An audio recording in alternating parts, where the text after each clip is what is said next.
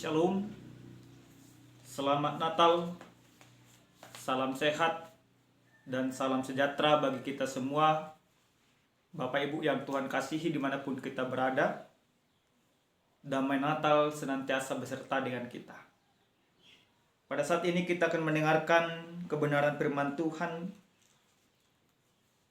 yang tertulis dalam kitab Lukas 2 ayat 1 sampai dengan 7. Namun sebelum kita mendengarkan sabda Tuhan, kita berdoa. Terima kasih ya Yesus kami atas segala kebaikan-Mu. Engkau telah datang ke dunia dan menjadi manusia. Dan itu yang kami rayakan pada saat ini. Dalam perayaan Natal ini kami mau mendengarkan sabda Tuhan. Ajari kami ya Bapa. Dalam nama Yesus kami berdoa. Amin. Bapak Ibu yang Tuhan kasihi, adapun kebenaran firman Tuhan yang menyapa kita pada saat ini, yang tertulis dalam kitab Injil Lukas pasal 2, ayat pertama sampai dengan ayat yang ke-7. Demikian firman Tuhan, mari kita dengarkan secara baik. Pada waktu Kaisar Agustus mengeluarkan suatu perintah, menyuruh mendaftarkan semua orang di seluruh dunia. Inilah pendaftaran yang pertama kali diadakan sewaktu Quirinius menjadi wali negeri Syria. Maka pergilah semua orang mendaftarkan diri masing-masing di kotanya sendiri. Demikian juga Yusuf pergi dari kota Nazaret di Galilea ke Judea, ke kota Daud yang bernama Betlehem, karena ia berasal dari keluarga dan keturunan Daud, supaya didaftarkan bersama-sama dengan Maria tunangannya yang sedang mengandung.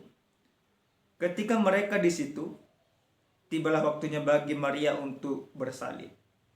Dan ia melahirkan seorang anak laki-laki, anaknya yang sulung, lalu dibungkusnya dengan lampin dan dibaringkannya di dalam palungan, karena tidak ada tempat bagi mereka di rumah penginapan. Sampai di sana pembacaan kebenaran firman Tuhan. Bapak Ibu yang Tuhan kasihi dalam Kristus Yesus. Pada tahun 2020, pemerintah kita yaitu RI mengadakan yang namanya sensus penduduk. Namun sensus penduduk yang diadakan pada saat itu dilakukan secara langsung dan juga online. Yang dimana tujuannya pemerintah ingin mengetahui berapa jiwa sebenarnya penduduk Indonesia.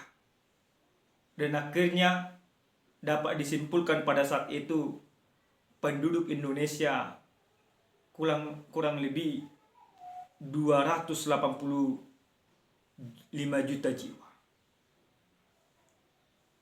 Bapak Ibu yang Tuhan kasihi, hal yang sama juga terjadi pada masa pemerintahan Kaisar Agustus. Samanya di mana dalam perikop kita jelas dikatakan bagaimana perintah yang dikeluarkan oleh Kaisar Agustus untuk menyuruh orang melakukan sensus. Namun sensus yang dilakukan oleh Kaisar Agustus tentu berbeda dengan yang dilakukan Indonesia. Kenapa kami katakan berbeda? Di zaman kita sekarang ini sensus sudah bisa dilakukan secara online. Namun di zaman kekaisaran ketika Kristus lahir, sensus masih dilakukan secara langsung. Maka karena peraturannya ada, aturan yang harus dilakukan, mau tidak mau setuju atau tidak setuju, seluruh orang masyarakat yang di bawah pemerintahan kaisar harus mematuhinya. Maka pada saat itu terjadilah mudik besar-besaran. Tidak ada terkecuali, termasuk Yusuf dan Maria. Yusuf harus mudik dari tempat dia merantau, yaitu dari Nazaret, dia harus kembali ke Bethlehem untuk melakukan sensus. Karena apa? Karena dia masih terdaftar kependudukannya, yaitu di Bethlehem. Yang boleh kami pastikan, pada saat itu belum ada COVID, masih bisa orang mudik. Bapak Ibu yang Tuhan kasihi, ketika Yusuf taat, ketika Yusuf mau, ketika Yusuf melakukan sebuah kewajiban sebagai warga negara yang baik, membawa Maria tunangannya, karena Maria sudah bertunangan dengan Yusuf, maka secara otomatis Maria masuk dalam kartu keluarganya Yusuf. Maka Yusuf membawa Maria ikut mendaftarkan supaya jelas keberadaan Maria, yaitu menjadi warga Bethlehem. Ketika di dalam ketaatan dan kemauan itu, hal yang tidak terpikirkan oleh Yusuf dan Maria akhirnya terjadi. Apa yang terjadi Bapak Ibu yang Tuhan kasihi? Belum sempat kembali ke Judea, tiba waktunya bagi Maria untuk bersalin. Lalu muncul pertanyaan, apakah memang sebelumnya Yusuf tidak memikirkan tempat untuk mereka menginap? Tentu dia pikirkan. Yusuf memikirkan bahwa tempat mereka menginap nantinya adalah di tempat sanak saudara. Namun apa mau dikata, apa mau dibilang? Karena memang pada saat itu banyak orang pulang. Semua orang pulang ke tanah kelahirannya tanpa terkecuali. Sanak saudara yang akan dijumpai oleh Yusuf juga memiliki sanak saudara yang lebih dekat. Maka tidak ada tempat tinggal bagi mereka. Mau tidak mau, Yusuf harus memutar otak. Yusuf harus mencari akal. Yusuf harus mencari tempat. Sebagai sebuah tanggung jawab dia, seorang suami kepada istrinya, kepada tunangannya. Maka Yusuf mencari tempat penginapan. Apa mau dikata juga? Ternyata bisnis penginapan pada saat itu memang sangat laris. Semuanya ruang-ruang tamu penuh. Pada saat itu memang penginapan-penginapan di zaman kelahiran Yesus itu ada 2 lantai. Lantai atas tempat penginapan, lantai bawah biasanya itu tempat ternak. Karena bagi orang Israel, salah satu harta yang paling berharga dalam hidup mereka adalah ternak. Karena mereka memang berlatar belakang peternak. Apa mau dikata Bapak Ibu yang Tuhan kasih? Tempat para tamu di lantai atas sudah terpenuhi, sudah full, tidak ada lagi. Maka sang pemilik penginapan mengambil sebuah inisiatif. Pemilik penginapan melihat harus disediakan sebuah tempat yang layak, yang terbaik bagi Maria supaya tidak ribut. Karena dia harus melahirkan. Maka dia berikan tempatnya, yaitu di kandang domba. Bapak Ibu yang dikasihi oleh Tuhan kita Yesus Kristus, banyak dari kita mempunyai pandangan bahwa sering kita melihat hanya kehidupan Yusuf dan Maria. Namun pada saat ini kita akan melihat bagaimana sebuah sikap yang dipertunjukkan oleh pemilik penginapan. Dia mau terbuka, dia mau menyediakan tempat walaupun memang tempatnya itu tidak yang terbaik. Namun yang pasti dia tetap terbuka. Dia tidak menutup diri. Maka sesuai dengan kebenaran firman Tuhan, sesuai dengan tema kita, dikatakan Yesus juru selamat dunia. Apa yang mau kita lihat dari kebenaran firman Tuhan ini? Yang mau kita lihat dari kebenaran firman Tuhan ini, kita mau diingatkan kembali bahwa peristiwa Natal, peristiwa kelahiran Yesus, menjadi sebuah peristiwa menunjukkan bagaimana Allah turun ke dunia. Menjadi sebuah peristiwa bagaimana Allah menjadi manusia. Menjadi sebuah peristiwa bagaimana Allah membuka dirinya untuk turun ke dunia, untuk menjadi manusia. Maka Bapak Ibu yang Tuhan kasihi, lewat kelahiran Yesus ada sebuah keselamatan yang akan Tuhan nyatakan. Bapak Ibu, lalu kita akan bertanya, yang selama ini kita berpikir bahwa saksi hidup akan kelahiran Yesus yang pertama sekali para gembala dan orang Majus. Kita sering sekali melupakan sang pemilik penginapan. Ternyata yang menjadi saksi hidup yang pertama yang melihat akan kelahiran Yesus itu adalah sang pemilik penginapan. Bapak Ibu yang Tuhan kasihi, apa yang boleh kita lihat, apa yang boleh kita imani dari kebenaran firman Tuhan ini dalam momen Natal pada saat ini. Lewat firman ini kita mau diingatkan bahwa Natal berarti Allah membuka diri bagi manusia. Ketika peristiwa kelahiran Yesus yang tidak disangka, yang tidak diduga oleh Maria dan Yusuf, ternyata Allah mau mengatakan di sana Allah sudah membuka dirinya.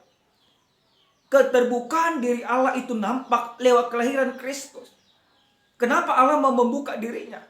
Karena Allah ingin menyelamatkan manusia dari perbudakan dosa. Maka lewat Natal ini kita mau diingatkan semuanya. Mari bagaimana Allah mau membuka diri bagi manusia. Maka kita juga harus membuka diri bagi sesama kita. Jangan lagi kita berpikir bahwa yang terbaik itu hanya diriku.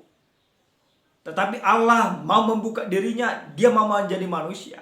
Maka kita juga harus membuka diri bagi semua perbedaan yang ada bagi sesama kita. Hal yang kedua Bapak Ibu yang Tuhan kasihi, lewat Natal ini kita melihat bagaimana keramataman Allah yang ditunjukkan di dalam Yesus Kristus. Allah begitu ramah tamah. Pada saat ini banyak di antara kita, apalagi setelah pandemi COVID-19, gabi mago jadi hilang keramah tamahan itu. Dengan embel-embel yaitu yang mengatur jarak dan lain sebagainya. Engkau boleh mengatur jarak. Engkau boleh memakai masker. Tetapi bukan berarti semuanya itu menjadi pembatas-pembatas bagi dirimu untuk tidak peduli kepada sesamamu. Lewat Natal ini kita mau diingatkan bagaimana Allah beramah tamah, menunjukkan keramah tamahannya di dalam Yesus Kristus.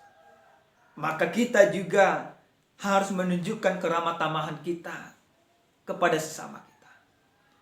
Yang berikut Bapak Ibu yang Tuhan kasihi, melalui firman ini kita mau diingatkan bahwa Natal berarti Allah percaya bahwa masih bisa diharapkan, bahwa manusia masih bisa diharapkan untuk menunjukkan keramah tamahan terhadap sesama. Bapak Ibu, sekarang ini kalau kita lihat, kalau kita boleh jujur, banyak curiga-curiga berlebihan. Ketika kita tidak mengenal siapa yang mau datang ke rumah kita, kita nggak mau menyambutnya. Tapi pemilik penginapan, dia tidak hanya memikirkan bisnis. Kalau dia hanya memikirkan bisnis, otomatis dia tidak menyediakan tempat bagi Yusuf dan Maria. Akan tetapi jauh dari itu dia pikirkan. Dia peduli. Dia tidak membiarkan Yusuf dan Maria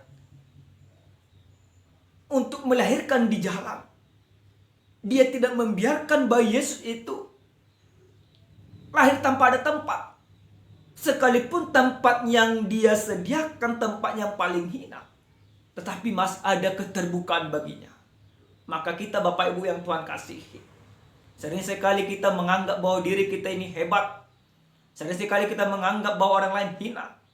Kita menutup diri.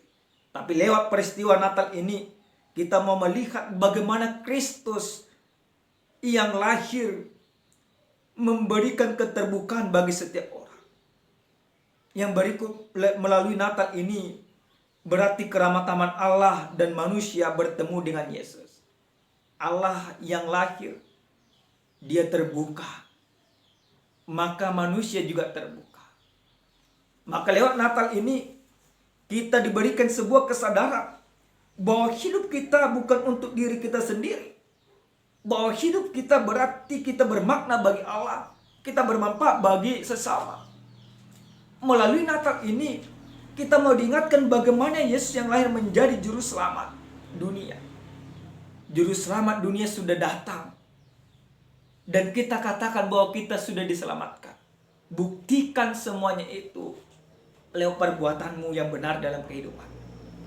Yang terakhir Bapak Ibu yang Tuhan kasihi, lewat Natal ini kita harus sadar bahwa manusia berharga di hadapan Tuhan. Karena kita berharga, maka Yesus datang.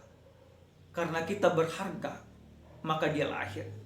Karena kita berharga, maka kita diselamatkan. Maka melalui Natal ini, mari kita menghargai sesama kita. Karena kita berharga di hadapan Tuhan, maka orang lain pun harus berharga di hadapan kita. Selamat Natal. Selamat menjadikan Tuhan juru selamat di dalam kehidupanmu. Dan selamat membuat keterbukaan bagi dirimu sendiri. Dan selamat menghargai sesamamu. Amin, kita berdoa. Terima kasih ya Tuhan kami, Tuhan yang maha baik. Buat sabda dan kebenaran firman-Mu yang kami dengarkan pada saat ini. Benar ya Tuhan, bahwa Engkau telah lahir menjadi manusia dan menjadi juru selamat kami. Itu yang kami yakini dan imani. Maka ajar kami untuk senantiasa menghidupi firman-Mu di dalam kehidupan kami setiap saat. Ajar kami menyampaikan shalom kepada sesama kami, sebagaimana shalom yang Tuhan nyatakan bagi kami. Terima kasih Bapa.